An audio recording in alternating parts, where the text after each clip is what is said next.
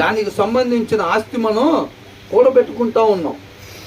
అర్థమవుతుందండి. మనం ఒక పేదవాడికి మన కష్టార్జితంలో నుంచి ఒక పేదవాడికి మనం ఇచ్చినప్పుడు అది పరలోకంలో ఆ ధనం కూర్చబడిద్ది అనమాట. అక్కడ ధననిధిని మనం పోగు చేసుకుంటున్నాం, అక్కడ బ్యాంకులో వేసుకుంటున్నాం. మనం అన్ని మన కష్టార్జితంతో పేదవాళ్ళకి ఇచ్చేటప్పుడు ఎవరికైనా మన సమయాన్ని, దేవుడి కృపను బట్టి మనకి ఇచ్చిన ఈ జీవితాన్ని వేరే వాళ్ళు ఏమొచ్చిందిరా, నిజంగానే వాడికి బాగలేదు, నువ్వు అంత దూరం పోయి హాస్పిటల్ దాకా చూసి నీకు టైం వేస్ట్ చేసుకోకపోతే ఏదైనా పనికొచ్చేప్పుడు ₹1 వచ్చేది చూసుకోవచ్చుగా అంటారు వాళ్ళు.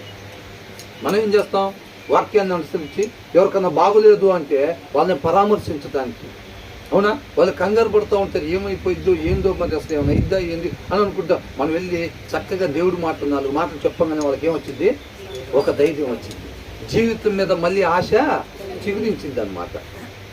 అర్థమవుతుందా?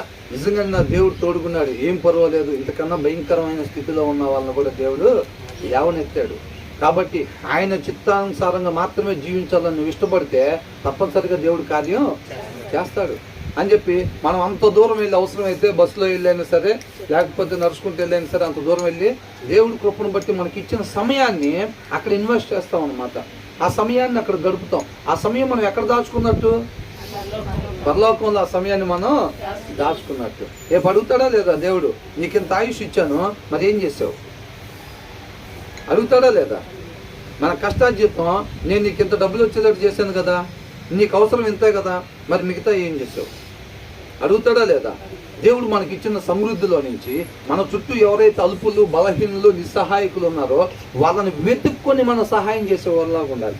అబ్రహాం దగ్గరికి వచ్చి ఎవరన్నా తలుపు కొట్టి సహాయం అడిగితే చేసేవాడా, లేకపోతే గుమ్మంలో కూర్చొని ఎత్తుక్కొని మరీ సహాయం చేసేవాడా? గుమ్మాల దగ్గర కూర్చొని ఎవరికైనా సహాయం కావాలేమో అని చెప్పి ఎత్తుక్కొని సహాయం చేసేవాడు అనమాట.